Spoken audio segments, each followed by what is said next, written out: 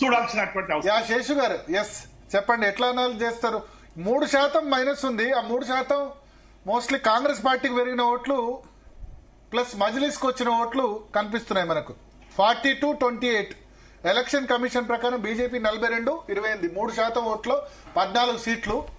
ఈ సీట్లని కూడా కాంగ్రెస్ కు 2.6%, ఆమ్ ఆద్మీకి 0.3, ఇద్దరి మధ్య గ్యాప్ 3%. భరత్ గారు, మీకు ప్యానెల్లో ఉన్న వాళ్ళందరికీ నమస్కారం. సుదీర్ఘ విరామం తర్వాత 27 ఏళ్ల తర్వాత భారతీయ జనతా పార్టీ ఢిల్లీ లాంటి ఒక స్ట్రాటజిక్ స్టేట్ లో అధికారం వైపుకి అడుగులు వేస్తున్నట్లుగా రిజల్ట్స్ మనకి కనపడుతున్నాయి. ఢిల్లీకి రాష్ట్ర హోదా ఇచ్చిన తరువాత మొట్టమొదట జరిగినటువంటి 1993 ఎన్నికల్లో మాత్రమే భారతీయ జనతా పార్టీ గెలిచింది. తర్వాత 3 సార్లు వరుసగా శీలా దీక్షిత్ తర్వాత 3 సార్లు మళ్ళా కేజ్రీవాల్ నేతృత్వంలో ఆమ్ ఆద్మీ పార్టీ విజయం సాధించింది. బట్ 8వ ఇప్పుడు జరిగినటువంటి ఎన్నికల్లో భారతీయ జనతా పార్టీ ఎట్లయినా ఢిల్లీ ఎన్నికల్లో గెలవాలనేటటువంటి పట్టుదలతోటి ఎన్నికల్లో దిగింది. ఆ విజయం వైపుగా అడుగులు వేస్తున్నట్టు మనకు కనపడుతుంది. అయితే ఎంత బలంగా బీజేపీ ఇక్కడ పనిచేసిందని చెప్పడానికి నేను ఒక ఉదాహరణ చెప్తానండి. ఉదాహరణ ఏంటి అంటే, ఆమ్ ఆద్మీ పార్టీలో first layer leadership Kejriwal, Manish Sisodia, Atishi, Gopal Rai, Somnath Bharti, ఈ 5గురు ఫస్ట్ లేయర్ లీడర్షిప్ ఉంటుంది. కాబట్టి ఈ ఫస్ట్ లేయర్ లీడర్షిప్ ని ఎట్లయినా ఓడించాలనేటటువంటి ఉద్దేశంతో ముఖ్యంగా ప్రస్తుత ముఖ్యమంత్రి అతిషిని, మాజీ ముఖ్యమంత్రి కేజ్రీవాల్ ని ఓడించడానికి భారతీయ జనతా పార్టీ బలమైనటువంటి అభ్యర్థుల్ని 2 నియోజకవర్గాల్లో దింపింది. 2 నియోజకవర్గాల్లో కూడా 2 కీలకమైనటువంటి వ్యక్తులు ట్రైలింగ్ లో ఉన్నారు. అంటే ఒక సంకేతాన్ని భారతీయ జనతా పార్టీ ఢిల్లీ కేజ్రీవాల్ మీద అయితే ఎంపీ టికెట్ నిరాకరించి ప్రవేశ్ వర్మకి ఎంపీ టికెట్ ఇవ్వకుండా, ఎందుకంటే మళ్ళీ ఎంపీ ఎమ్మెల్యే అని కాకుండా ఆయనకు న్యూఢిల్లీ నియోజకవర్గం కాదు, అసలు న్యూఢిల్లీకి సంబంధం లేదు. ప్రవేశ్ వర్మ సాహిబ్ సింగ్ వర్మ కొడుకు, ఆయన ఇక్కడ వేరే నియోజకవర్గంలో ఎంపీగా ఉంటే ఆయన తీసుకొచ్చి ఎంపీ టికెట్ ఇవ్వకుండా నీకు ఎంపీ టికెట్ ఇవ్వట్లేదు, నువ్వు కేజ్రీవాల్ మీద పోటీ చేయాలని చెప్పి సంవత్సరం నుంచి కాన్సన్ట్రేట్ చేయించి మరీ ఓడగొట్టారు. అంటే ఓడిపోయాడని చెప్పలే, బట్ ఓడగొట్టే సిచ్యువేషన్ తీసుకొచ్చారు. ఇంకొక కీలకమైన అంశం మీ దానికి యాడ్ చేస్తాను. అతిషి పైన నిలబెట్టిన రమేష్ బిదూరి కూడా దక్షిణ ఢిల్లీ నియోజకవర్గంలో 2 సార్లు బంపర్ మెజార్టీ తోటి లోక్సభకు గెలిచిన వ్యక్తి. తనను కూడా లోక్సభకు ఆపి అతిషి మీద తీసుకొచ్చి శాసనసభ్యుడిగా నిలబెట్టారు. ఇప్పుడు అదే అక్కడ ఫలితం ఏంటి అంటే, మీకు అటు కాంగ్రెస్ గాని ఇటు బీజేపీ గాని కేజ్రీవాల్ ని ఓడించేటటువంటి వ్యూహాత్మక రాజకీయ ఎత్తుగడలో 2 మాజీ ముఖ్యమంత్రుల కుమారులను అక్కడ నిలబెట్టారు. ఇప్పుడు షీలా దీక్షిత్ అక్కడ 3 సార్లు గెలిచింది. శీలా దీక్షిత్ కొడుకు సందీప్ దీక్షిత్ ని కాంగ్రెస్ తీసుకొస్తే సాహెబ్ సింగ్ వర్మ కుమారుని పరమేశ్ వర్మ. సందీప్ దీక్షిత్ టైం మీద దించి ఏమైంది, 1700 ఓట్లు కూడా రాలేదు. అనవసరం కాంగ్రెస్ ఇజ్జత్ తీసుకున్నట్టు కనబడుతుంది.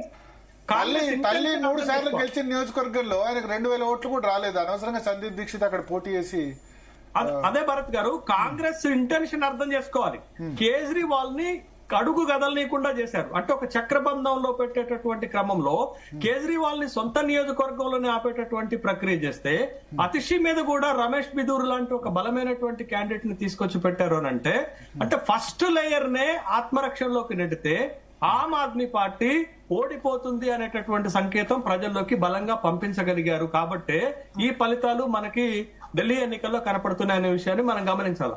ఇంకొకటి ఏంటి అని అంటే, మీరు చూడండి సార్, ఇప్పుడు అరవింద్ కేజ్రీవాల్ ని మొత్తంగా రౌండ్ అప్ చేసినట్టుగా కురుక్షేత్రంలో అభిమన్యుడు ప్రకారంగా అరవింద్ కేజ్రీవాల్ పరిస్థితి అక్కడ అయిపోయింది. ఒకవైపు భారతీయ జనతా పార్టీ, మరొక వైపు కాంగ్రెస్ పార్టీ, ఇద్దరు కూడా యాక్చువల్ గా కాంగ్రెస్ ఏం కోరుకోవాలంటే భారతీయ జనతా పార్టీ ఓడిపోవాలని కోరుకోవాలి. ఆమ్ ఆద్మీ పార్టీ గెలవటం ఇష్టం లేకపోయినా అది గెలవాలని కోరుకోవాలి. ఎందుకంటే అది ఇండియా కూటమిలో ఒక పార్ట్నర్ గా ఉంది. అది గెలిస్తే శేషు గారు అంటే నేను ఇప్పుడు ఏ రాజకీయ పార్టీ అయినా తను ఎదగాలని కోరుకుంటాను, కానీ పక్క రాజకీయ పార్టీ ఎదగాలి. ఇప్పుడు అయిపోయింది పార్లమెంట్ ఎలక్షన్, ఇంకా 4 ఏళ్ల వరకు పార్లమెంట్ ఎలక్షన్ లేదు. ఇండియా కూటమి ఆయన హర్యానాలో కేజ్రీవాల్ ఓడించాడు మరి కాంగ్రెస్ పార్టీని, అవునా కదా? కేజ్రీవాలే కదా ఓడిపోవడానికి కారణం హర్యానాలో. భరత్ గారు, కాంగ్రెస్ పార్టీ తాను చంపుకొని ఇప్పుడు ఆమ్ ఆద్మీ పార్టీని గెలిపిస్తే కేజ్రీవాల్ సీఎం అయితే ఏమన్నా కాంగ్రెస్ ఏమన్నా ఆయన అభివృద్ధి చేస్తారా? కాంగ్రెస్ పార్టీ ఓటు బ్యాంక్ ఎవరు ఢిల్లీలో?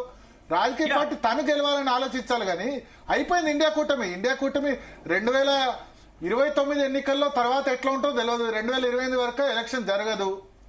అటువంటిప్పుడు అరవింద్ కేజ్రీవాల్ గెలిచి వాళ్ళకి ఏం చేస్తారు? ఇప్పుడు 11 ఏళ్లుగా ఢిల్లీలో జీరో కాంగ్రెస్ పార్టీ. 2014 నుంచి కాంగ్రెస్ పార్టీకి అసెంబ్లీలో ప్రాతినిధ్యం లేదు, జీరో.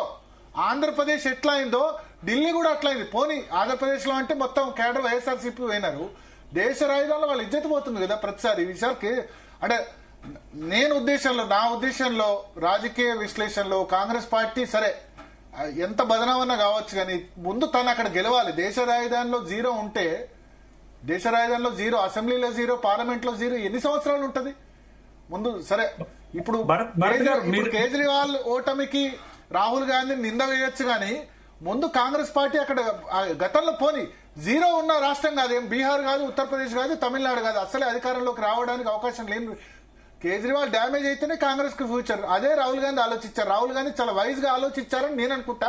సరే, ఇట్ డిఫర్స్ ఒపీనియన్, ఒక్కొక్కళ్ళ ఒపీనియన్ ఒక్కొక్కరు. భరత్ గారు మీరు అడిగిన 2 ప్రశ్నలకు నేను ఆన్సర్ చెప్తాను. దానికంటే ముందు మీరు కేటీఆర్ ట్వీట్ చేసింది చెప్పారు, కానీ ఒమర్ అబ్దుల్లా కశ్మీర్ ముఖ్యమంత్రి ఆల్రెడీ ఒక మీడియాతో మాట్లాడారు. మనం ఇలాగే కొట్టుకుంటే భారతీయ జనతా పార్టీ అన్ని రాష్ట్రాల్లో గెలుస్తుంది అనేటటువంటి ఒక మాట చెప్పారు. ఆ విషయాన్ని కూడా మనం గుర్తుపెట్టుకోవాలి. అయితే మీరు అంటున్నది ఏంటంటే, ఇటీవల 2024 లోక్సభ ఎన్నికలు జరిగినప్పుడు ఢిల్లీలో భారతీయ జనతా పార్టీ 7 లోక్సభ స్థానాలు గెలిచినప్పుడు ఆ లోక్సభ పరిధిలో ఉన్నటువంటి శాసనసభ స్థానాల్లో 52 శాసనసభ స్థానాల్లో భారతీయ జనతా పార్టీ లీడ్ తీసుకున్నది. 10 శాసనసభ స్థానాల్లో ఆప్ లీడ్ తీసుకున్నది. 8 శాసనసభ స్థానాల్లో కాంగ్రెస్ లీడ్ తీసుకున్నది. ఆమ్ ఆద్మీ పార్టీ కాంగ్రెస్ పొత్తు పెట్టుకున్నది. అంటే కాంగ్రెస్ బలం ఎంత మనకు కనపడుతుంది కదా. 8 శాసనసభ స్థానాల్లో మాత్రమే కాంగ్రెస్ లీడ్ తీసుకున్నది. కాబట్టి కాంగ్రెస్ ఒక వ్యూహాత్మకమైన ఎత్తుగడ వేయాలి. ఇక్కడ తను బలంగా ఉన్నటువంటి ఆ 10 శాసనసభ స్థానాల్లో తను గెలిచే ఏర్పాటు చేసుకుని మిగతా చోట్ల ప్రత్యక్షంగానో పరోక్షంగానో ఆమ్ ఆద్మీ పార్టీ గెలవటానికి సహకరిస్తే బాగుండేది. ఇది ఒక ఎత్తుగడ, రాజకీయ ఎత్తుగడగా ఉండాల్సింది. బట్ అక్కడ కాంగ్రెస్ ఫెయిల్ అయింది. రెండోది, ఆపు ఓటమికి మీరు చెప్తున్నటువంటి పర్సంటేజ్ ప్రకారంగా కాంగ్రెస్ కారణమైతే భారతీయ జనతా పార్టీ గెలవటానికి ఆర్ఎస్ఎస్ కారణమవుతుంది. ఎందుకనంటే హర్యానాలో ఆర్ఎస్ఎస్ బీజేపీని గెలిపించింది, మహారాష్ట్రలో ఆర్ఎస్ఎస్ బీజేపీని గెలిపించింది. మహారాష్ట్ర ఎన్నికలు అయిపోయిన తర్వాత 40,000 మంది ఆర్ఎస్ఎస్ కార్యకర్తలు మీరు ఢిల్లీకి వచ్చి ఇవాళ భారతీయ జనతా పార్టీని గెలిపించడంలో కీలక పాత్ర పోషిస్తున్నారు. ఇది మీరు అడిగిన ఒక ప్రశ్న. రెండో ప్రశ్న ఏంటంటే, హర్యానాలో ఆమ్ ఆద్మీ పార్టీతో పొత్తు పెట్టుకోకపోవటం వల్లనే కాంగ్రెస్ ఓడిపోయింది. కానీ హర్యానాలో ఆమ్ ఆద్మీ పార్టీకి 4% ఓట్ బ్యాంక్ ఉంటే కనీసం 10 సీట్లు ఏమన్నది, 6 సీట్లు ఏమన్నది, 3 సీట్లు ఇవ్వడానికి కాంగ్రెస్ సిద్ధపడితే పొత్తు పెట్టుకోలేదు. అంటే అక్కడ పొత్తు విఫలమవటానికి భూపీందర్ సింగ్ హుడా కారణం గాని అరవింద్ కేజ్రీవాల్ కాదు. కనీసం 6 శాసనసభ స్థానాలు ఇచ్చిన ఆమ్ ఆద్మీ పార్టీ కాంగ్రెస్ తో పొత్తు పెట్టుకోవటానికి హర్యానాలో సిద్ధపడ్డది. అంటే హర్యానాలో కాంగ్రెస్ ఓడిపోవటానికి తన స్వయంకృత అపరాధమే. ఆప్ తో పొత్తు పెట్టుకొని గనక ఉంటే అక్కడ హర్యానాలో కాంగ్రెస్ పార్టీ గెలిచేదే. ఇవాళ ఢిల్లీలో ఆమ్ ఆద్మీ పార్టీ పేలవ ప్రదర్శన లేదండి, పూర్ పెర్ఫార్మెన్స్ లేదు. మీకు 2015లో బీజేపీ ఎన్ని గెలిచింది? 3. 2020లో బీజేపీ ఎన్ని గెలిచింది? కేవలం 8. అంటే ఇప్పుడు ఆమ్ ఆద్మీ పార్టీ అబౌవ్ 30 గెలవబోతుంది. అంటే ఆమ్ ఆద్మీ పార్టీ ఇప్పటికీ కూడా ఢిల్లీలో తన బలమైనటువంటి ప్రదర్శన చూపెడుతుంది. కానీ అరవింద్ కేజ్రీవాల్ 2020